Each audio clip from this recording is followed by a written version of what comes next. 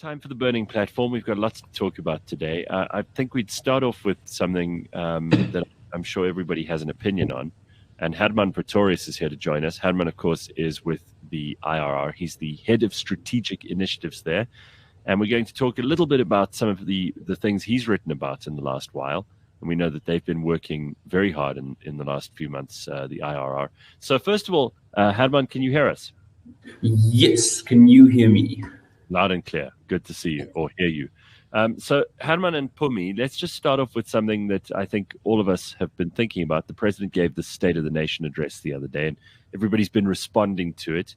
I see Julius Malema, and I'm sorry to start with him because he isn't the most important person in politics in South Africa, but he tends to suck all the air out of the room, like Donald Trump did in America for such a long time. And, you know, what happened was Julius Malema said that judges are not untouchable. He's basically attacked the judiciary and said that we need to be very careful about some of these judges. He says they've received bribes. He says a lot of them are part of the Cyril Ramaphosa campaign.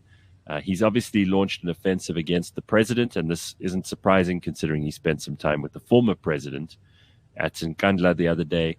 And Julius is clearly trying to start some pressure from one of the sides.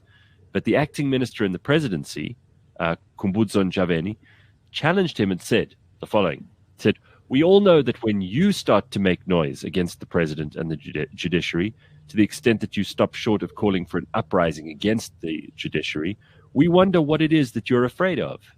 A good question from Ntshavheni.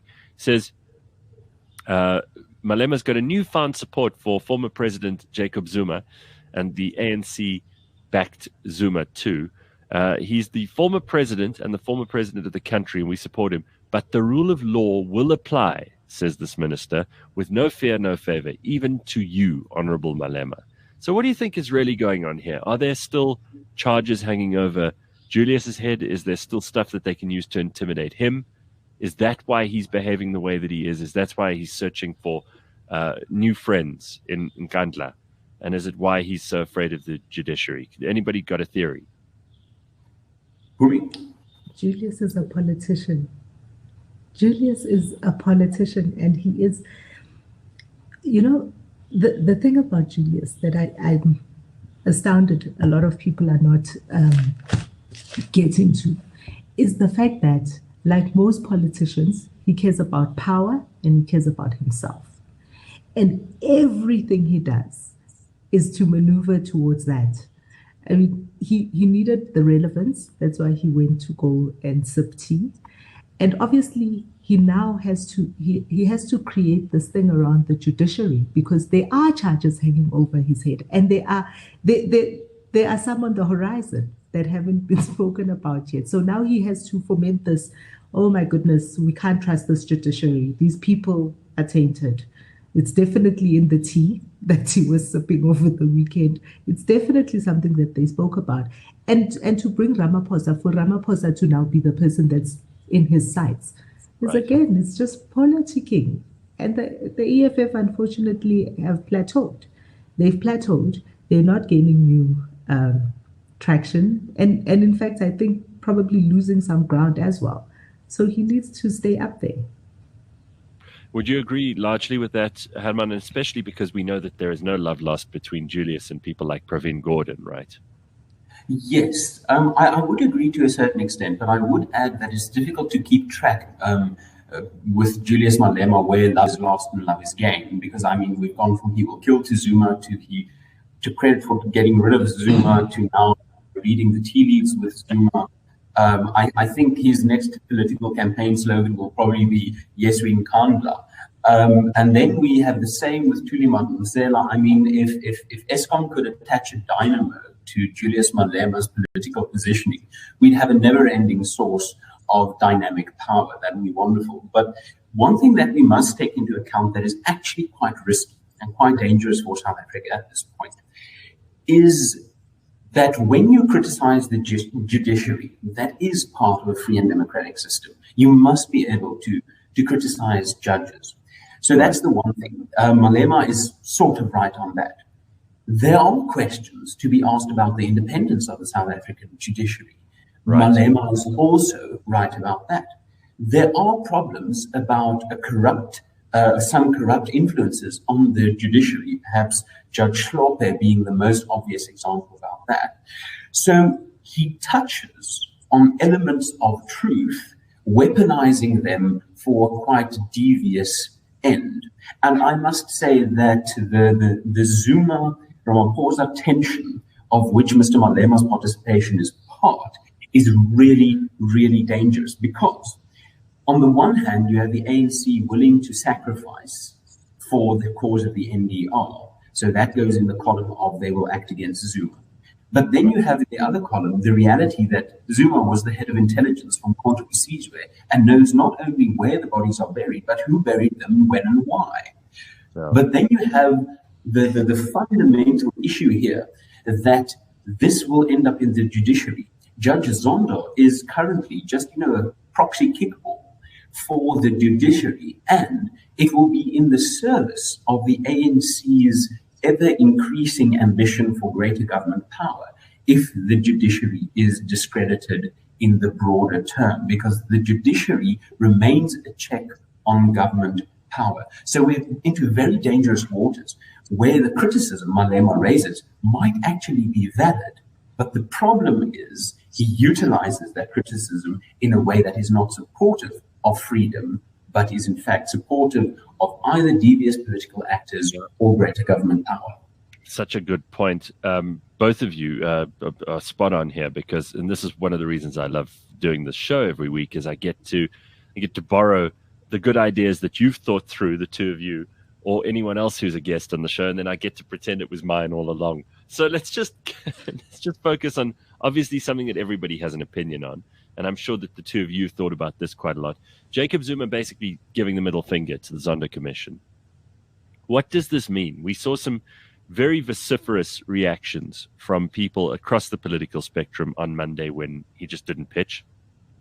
What do either of you have to say about the fact that this man clearly has no need to prove himself to anyone? He certainly doesn't feel like he needs to appear in front of Judge Zondo. He doesn't owe him a damn thing. He couldn't care less if he's held in contempt of court. Is he just being stubborn because there's no other way for him to behave? Or is there more going on here? Is this more of an FU to the president, the current president, Cyril Ramaphosa, and to the ANC that won't support him? What's really going on? It's Jacob Zuma being Jacob Zuma. Jacob Zuma has never cared about anything but Jacob Zuma. We know this. And for a long time, the ANC has allowed him to get away with it. And from the very beginning, with 700 charges against the man, they still supported the man, supported him into being the president.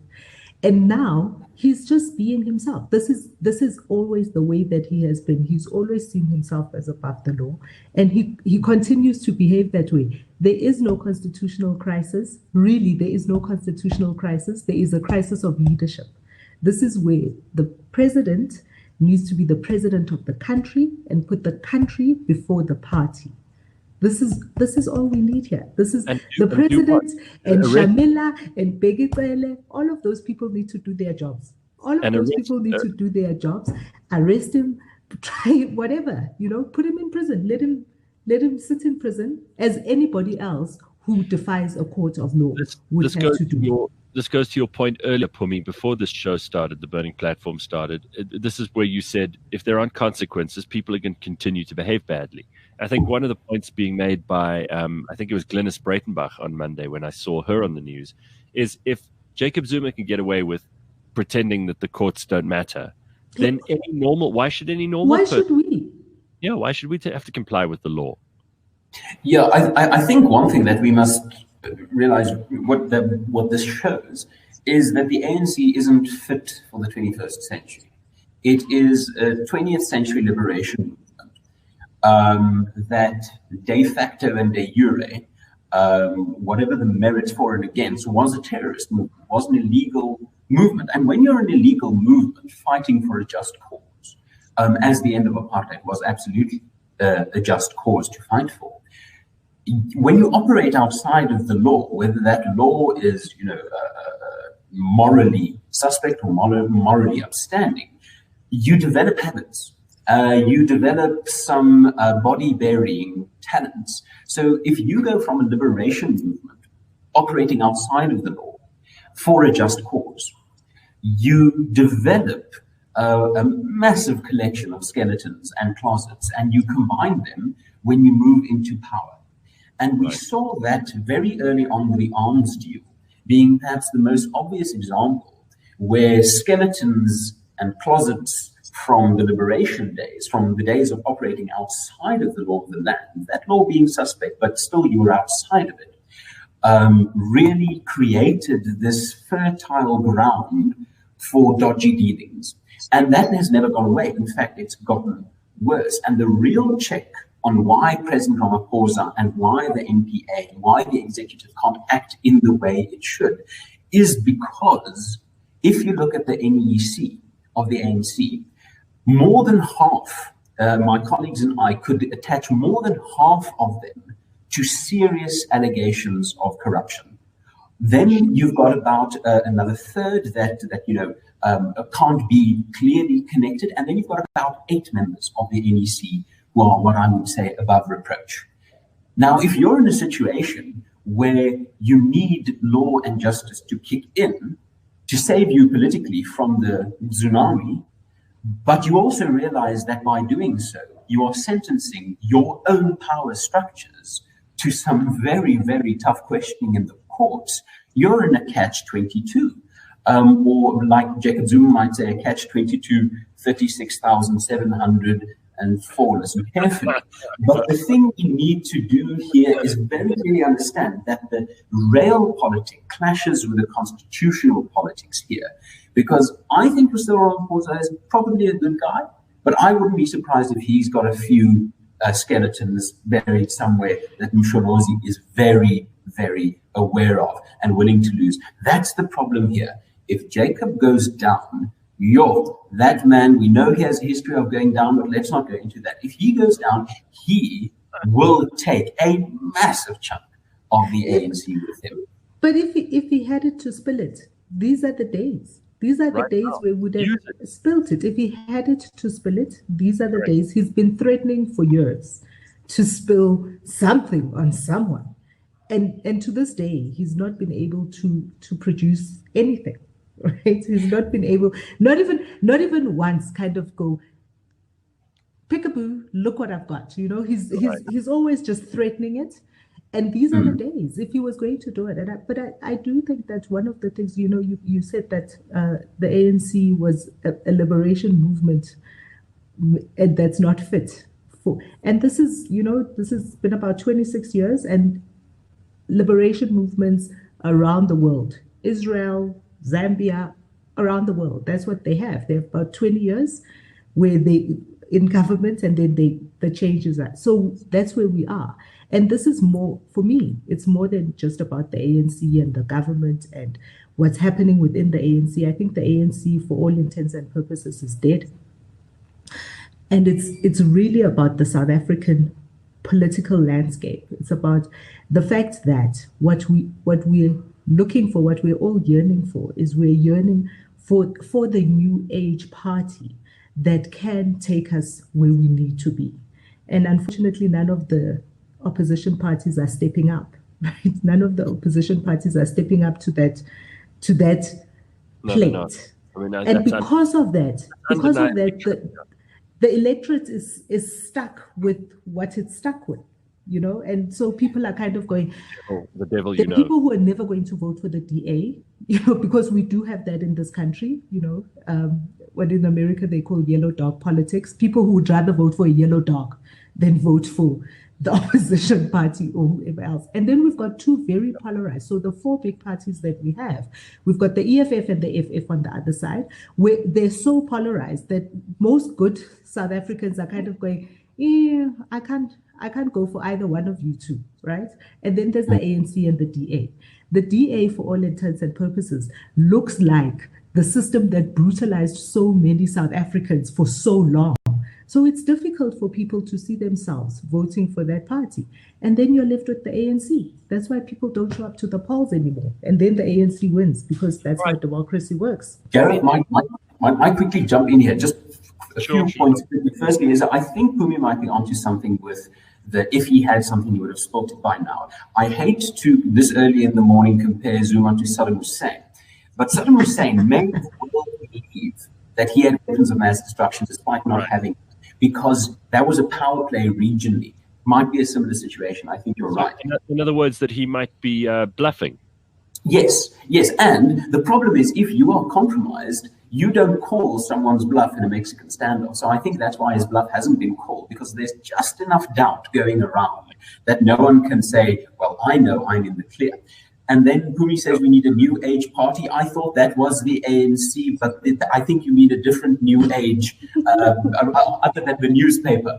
And then last, the failure of opposition politics in the last decade has been to be petty competitionalists for each other's votes, rather than building a system of new voters being accessible through the ballot box. 35 million people are of voting age in this country. The ANC won the 2019 election with just over 10 million.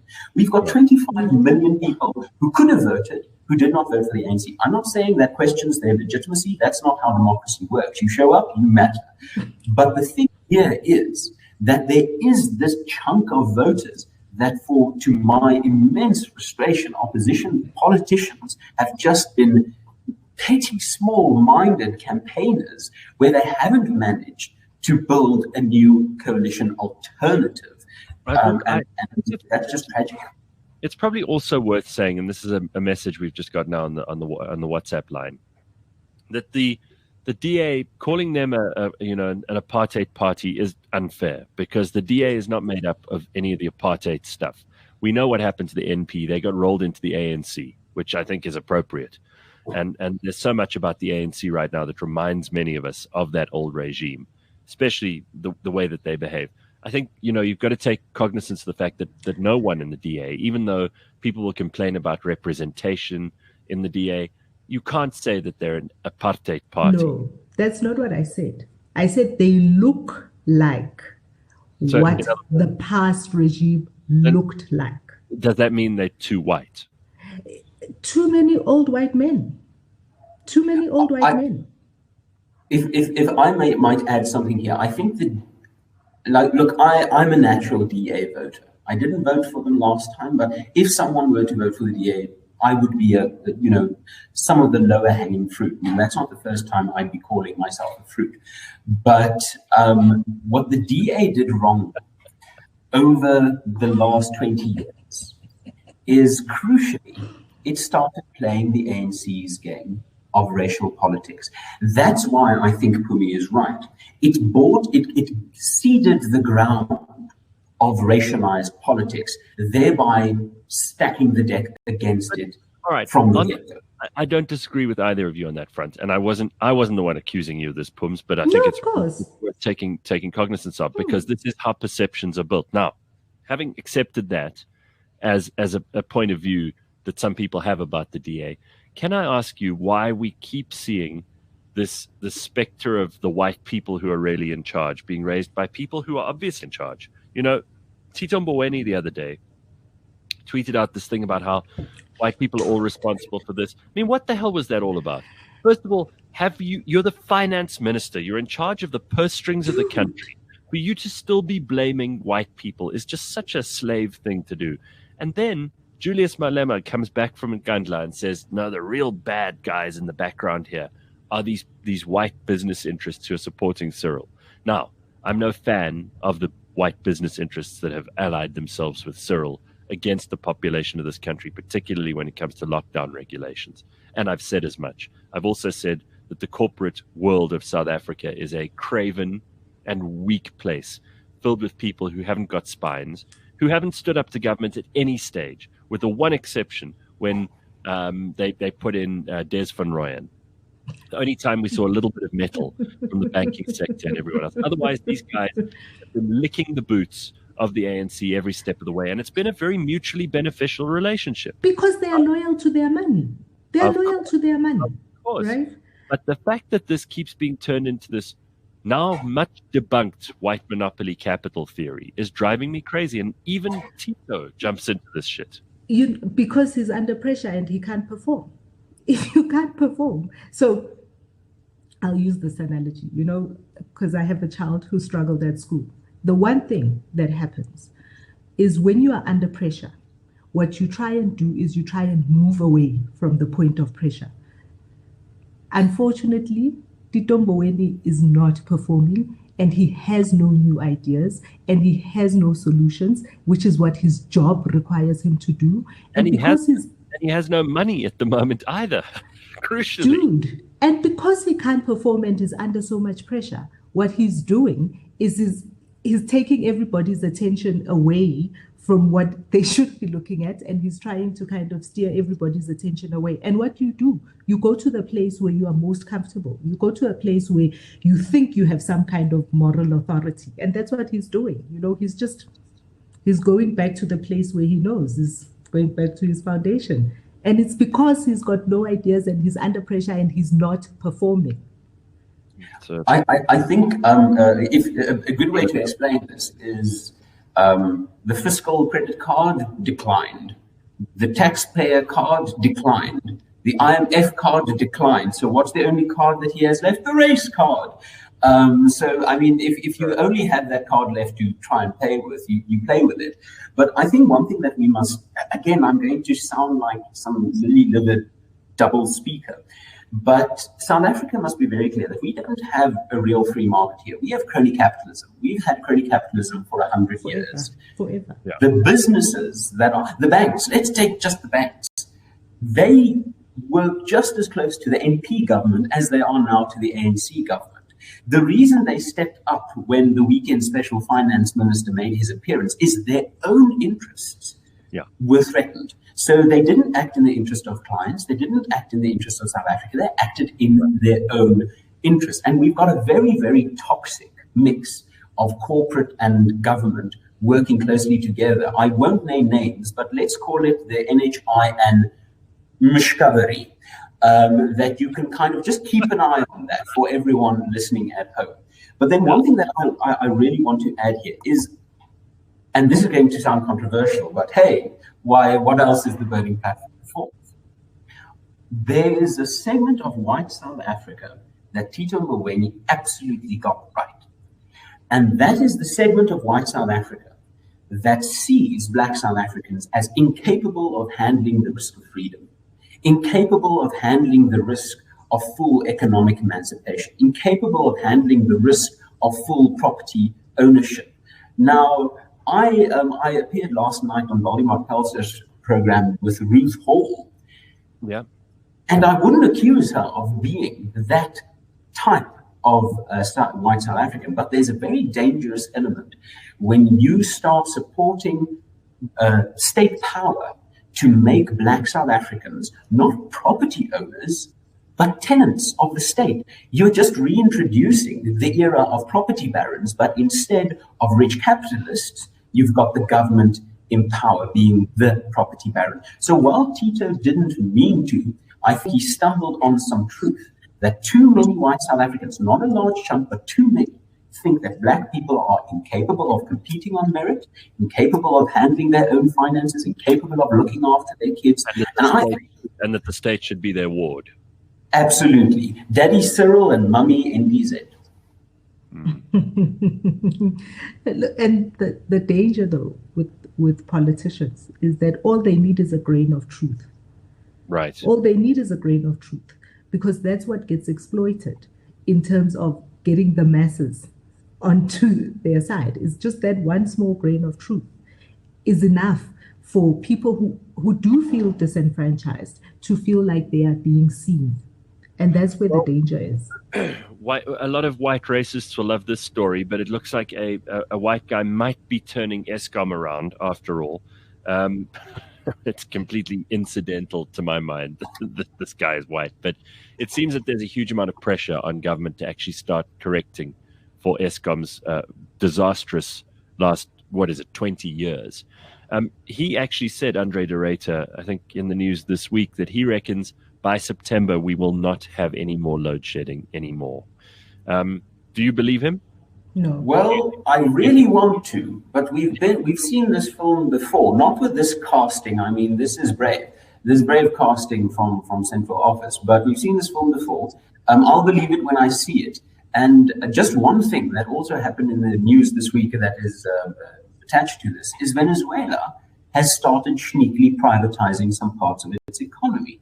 So, I mean, you really reach a point where even the Maduroists of the world must go, oh, this shit show. How about we not continue doing this? Well, on that note, Hermann and Phumi, I'd like to hear both of your thoughts on this. So, Texas is one of the more right-leaning states in America, and Texas has pretty much privatized its power supply. Leftists in Texas are arguing that the failure of the Texan power supply is because it isn't under state control. They say that because it's a private power utility and they didn't make provision for a bad snowstorm, and now much of Dallas and Houston are without power, without heat, and it's very cold. I mean, we're talking 20 degrees Fahrenheit in some of these places. You know, water pipes are freezing. It's a real crisis for a supposedly first world country. It's very embarrassing. And I see lots of jokes from South Africans about, oh, look, we've exported load shedding. But this does raise the argument that the private sector is not always, certainly in these people's argument, not mine, that the private sector is not always the best way to deal with these things. So in direct contrast to what you've just said, Hermann, how do you approach the problem with Texas power and the fact that private businesses can't supply the power any better than government might have? Well, I think the first tiny factual point is I'm yet to see the argument made that the private companies invested in power generation sources that the government would not have invested in. If those wind turbines were now in state control, I mean, you'd be up the same excrement creek without the same paddle. So I don't really buy that this is a failure of private sector or public sector. I don't think that really helps that debate along. But I want people to, if there's one thing you do today, other than listening to this, go watch the maiden speech of a young British MP called Kemi Badenoch. Kemi Badenoch was born in Nigeria, and when she was 13, her family immigrated to the UK. And she's a conservative, a black, young conservative born in Nigeria. I mean, I just get excited at the thought, and she's brilliant.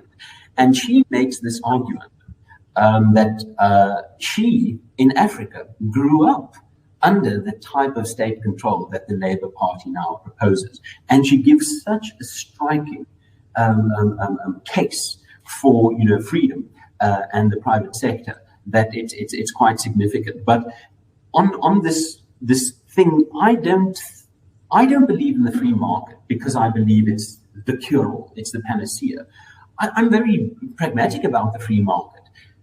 It's the difference between having all the eggs in one basket and having several eggs in several baskets. That's the core difference between a state-dominated and a free market. You did also draw the distinction between crony capitalism, which is our experience of capitalism in South Africa, and the kind of free market system where if I'm going to trade with Phumi, it doesn't need to involve the government. Yes, and I think there are very clear limits to the free market in a country like South Africa. For example, water. We're a water-scarce country, and so you've got the typical situation of low supply, high demand. So if you were a free marketeer in absolutism, you'd say water must therefore be massively expensive, and it will be prohibitively expensive, and people will literally die of thirst. So that's a problem the market can't solve and shouldn't solve. Let's be realistic. I hated 2020 for the fact that it made everything binary. You either hate Trump or you love Trump. You're either pro-COVID, thinking it's not pro-COVID. You either think COVID is the end of the world or you think it's a mosquito bite. And I just wish this binary stupidity could go back to where it was before 2020, because then you can say, look, I don't like the state, but there's an element where it needs to step in. Whatever the Texas situation is, I don't think the socialists or the leftists in that regard is making the strong argument they think they are. Yeah. All right. Very good. So Phumi and Hermann, there are a couple of things we need to discuss. And you wrote another article about expropriation. What's the situation at the moment? How has anything changed, Hermann? And why should we still be worried about the expropriation without compensation bill? What's going on? So briefly, there are two processes going on in Parliament that South Africans should be aware of. One is the changing of Section 25 of the Constitution, and the other that started in October last year is the expropriation bill. Now, we are currently very much focused on the expropriation bill. However, the Section 25 amendment is now again going to become a hot story. Now, the expropriation bill is to replace the 1975 Expropriation Act, which is a problematic act. It's a bad act. It operates under the idea of parliamentary sovereignty. It ignores the fact that we now have a constitution because, voila, it dates from 1975 when we had parliamentary sovereignty and not a constitution. Now, the real danger of this act is it's not limited to land. It makes every form of asset in this country, every form of property in this country, it makes vulnerable. And if anyone followed our campaigns on prescribed assets last year, some of the dots should start to connect. So it's not just about property. It does not do anything to empower South Africans to become property owners. It creates the circumstances for nil compensation, but not in a closed list. So that list can be for any reason. And a harrowing realization that South Africans must, start waking up to is the fact that we will have almost 300 expropriating authorities in this country with the ability to expropriate property for reasons not closed in this bill. And of those 300 expropriating authorities are the 257 municipalities, only 8% of which in the Auditors General got good and unqualified audits. Now, if you not the people you want being able to appropriate things. Absolutely not. If you're cash strapped, either as a provincial, national, or municipal government, and you need assets, and this bill gives you the power to grab assets, come on. I mean, it's like writing a blank check to a delinquent if you think they're not going to rob you blind. Sure. So how do we stop this? Well, I'm glad you asked. The first thing is the public comment period is... I ask because we don't want to just be one of those shows that talks about these things. I mean, Kanthan Pillay has been telling us for upwards of 2 years that we need to make sure that our pensions are outside of government's ambit. And unfortunately, and I'm still going to get him on the show to do this, he's going to be doing a big "I told you so," because they are going to grab those prescribed assets now. And for many South Africans, that's going to mean that their hard-earned, hard-saved, hard-taxed money, the little bit that remains to them in their old age, is going to be plundered by a bunch of people who have shown themselves to be completely incapable of managing money. Yes, and slight detour on the pension point. If you look at GDP data and economic growth data, is very handy because if you look at the most successful GDP years we've had, it was around the mid-2000s.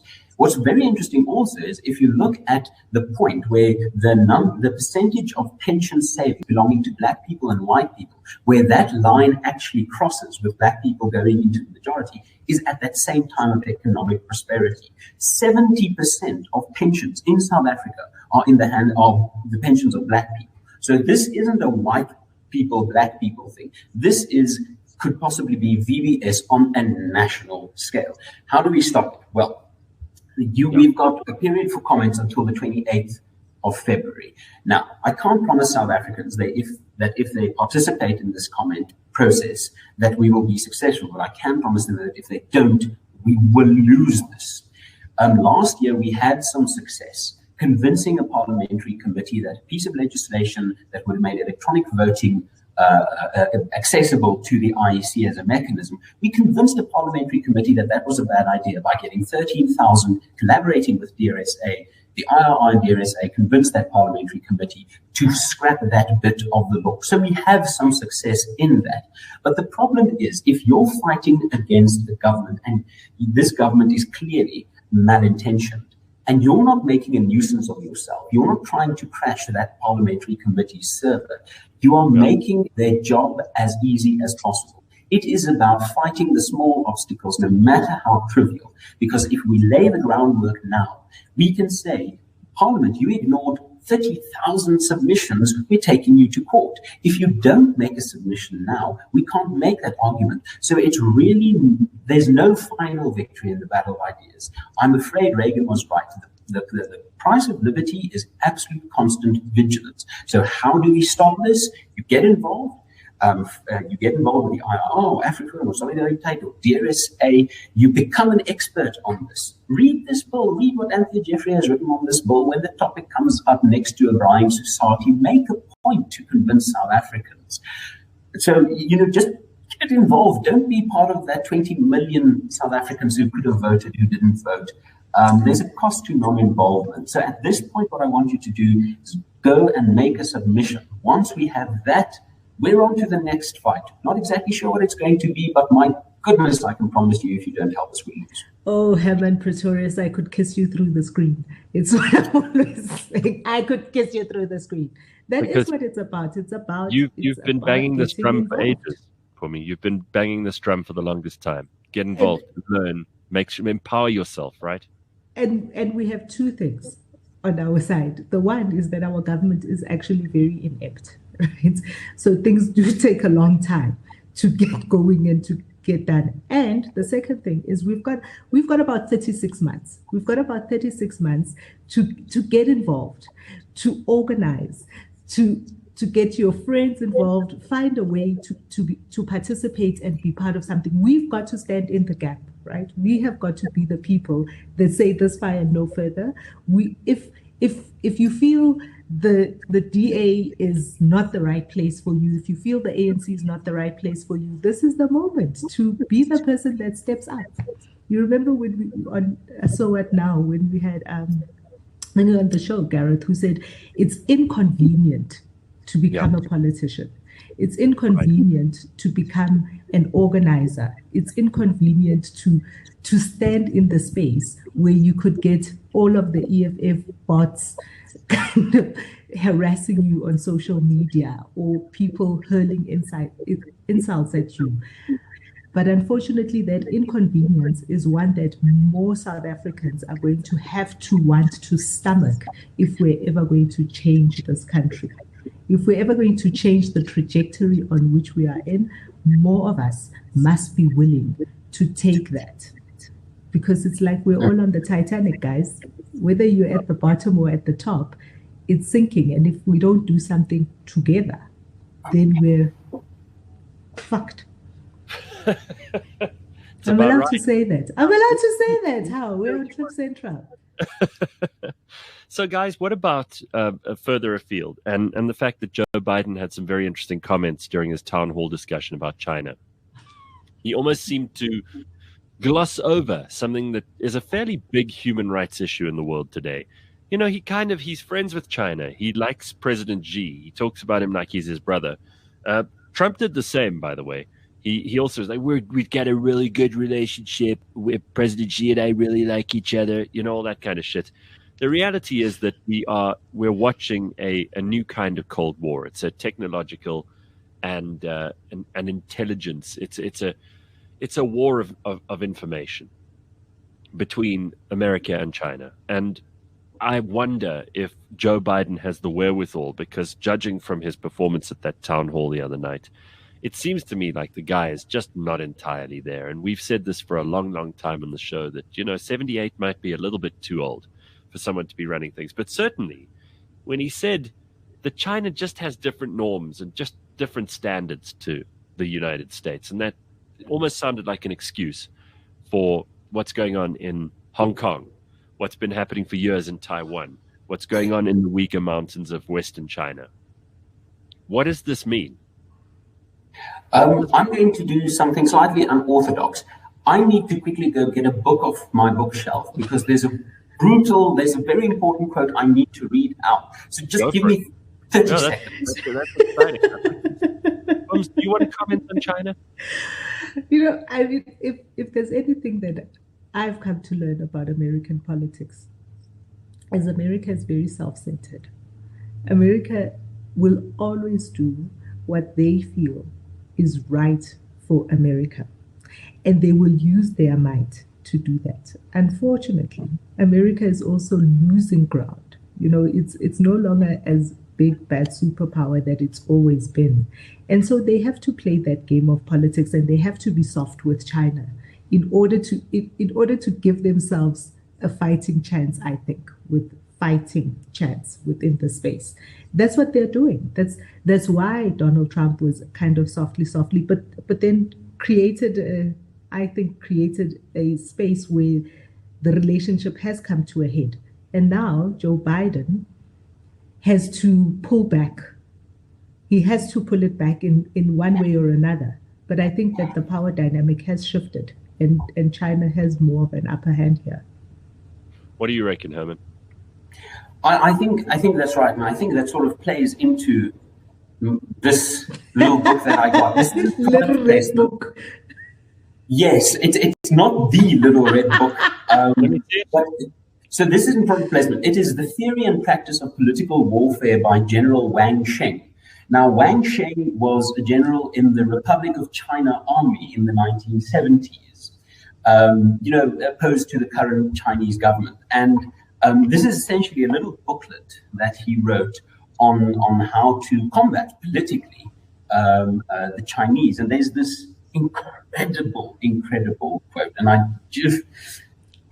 but peace in the eyes of the communists is a continuation of war, employing means other than military. The communists throughout the world are hoping to attain across the table what they cannot attain in the battlefield. It is a lesson that the free world can learn from the dictum of Lenin that there is no difference between peace and war. The era of peace talks is nothing but an era of protracted struggle.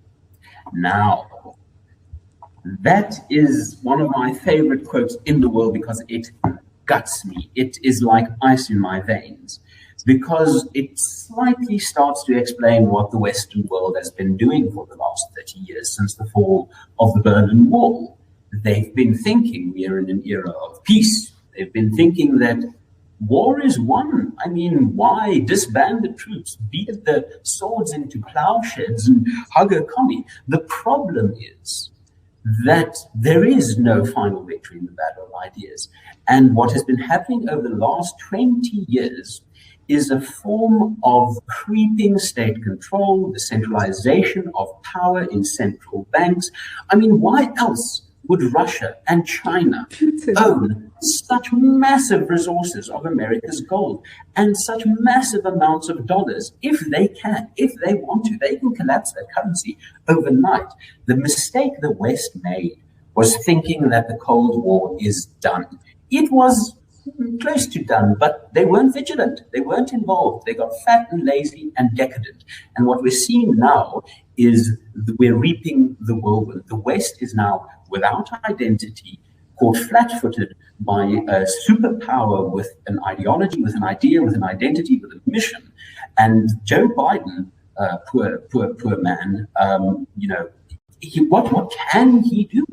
The West has emasculated itself in the face of... And that's totally the game Putin has played as well. He's totally played the long game. He did not come out on the other side. He turned off those lights. He knew. We should listen more to where the Chinese guys writing pamphlets. Both of you are pointing out things that I think many of us have suspected for a long time. And if this is the case, and we have no reason to believe it isn't America still our last best hope against this predatory kind of state control, this idea of Big Brother writ large, which really China seems to be espousing in every way, shape, and form? Isn't America the only place that has the strength to be able to turn back this clock? If you're a person who believes in personal freedom, individual sovereignty, free market capitalism, where can you go? I think yes and no. I'm a fan of American exceptionalism for the simple reason that it is the first country in history to be based on a philosophy of state, not ethnicity or geographic area. So I think it's exceptional in that way. And I think that goes a long way to explaining its success. So that's partly yes, but no. Because I think America has drunk, despite its, freedom-lovingness, it has drunk a lot of the Kool-Aid of massive centralized control, whether that's commercial, whether that's financial, whether that's statal. And I'm going to say something that might sound insane, but again, what else is the burning platform for? I think the hope of freedom lies in Africa. I think the hope of change, of dynamic change, and love of freedom, love of markets. We're already being turned into a satellite hive of China because we're being exploited, and we're being we need a third way. And I think I agree, and I think one thing that might change is that the African people hasn't really had power. African governments have had power, and African governments have been selling massive parts of this continent off to the highest bidder for a long while. But the African people have not yet discovered the gutso and the chutzpah that they can actually exert massive power. If economic growth is going to come from somewhere, it's going to come from Africa. It's also that we have it's also that we have a youth dividend. We have a massively young population that isn't mired in the old left or right. What we need is a more central kind of third way. And I think that's the reason why I think that there's an opportunity for that way to emerge out of Africa is because of our young people, and because young people have inherently are rebellious to old systems, and this is where it's going to have to come from. But we do need to step up. We cannot be islands. We cannot think that each one of us is going to make it on their own. We have to find a way and find a way to galvanize all of that, and harness all of that potential that we have. I hope you two are right. I mean, it's very hard for me to agree with this when I see evidence all around me in neighboring African countries and even in our own of China just really patronizing us in whichever way that they like and taking hold of not only our resources, but all of our international ability to exert influence, good or bad. I mean, we really are just a slave state of China in some ways. Look, I'm not saying Africa is going to come to the rescue. I'm saying that if rescue is going to come, it's going to come from Africa. And I arrive at that point by a simple, method of cancelling out the alternatives. Will it come from the American North? No. State power is in the ascendant there. Protectionism, I doubt it will come from there. America has invested too heavily in this centralization of power over the last century. Will it come from South America? No, not really. Will it come from Europe? No. The European Union is a centralization of protectionist practice. Europe is exhausted. Yes, and I mean they've had a long haul, and they can rest of it. Will it come from the Middle East? No. Will it come from the Indian subcontinent? No, because I'm afraid the Indian subcontinent is also quite in love with government power. Will it come from the Far East? No, because that's where the massive issue comes from. There are three possible sources for this liberation. Japan, if it can arm itself against China, or not arm in the military sense, but if it can start pushing, assert itself. But I doubt it can. It could come from Eastern Europe, the old communist countries that are not fully integrated into the European Union, but still remember the scars of the USSR. Or it can come from Africa.